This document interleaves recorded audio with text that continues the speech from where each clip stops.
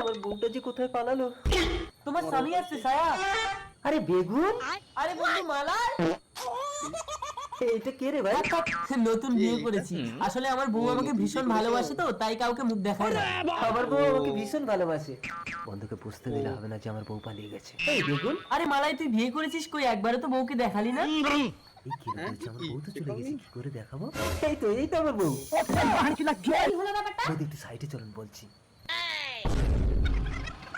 আচ্ছা ঠিক আছে। ঝাপ ফেলো। আরে বৌদি, তোমাকে আমি 500 টাকা দিচ্ছি, একটু আমার বউয়ের অভিনয় করে দাও।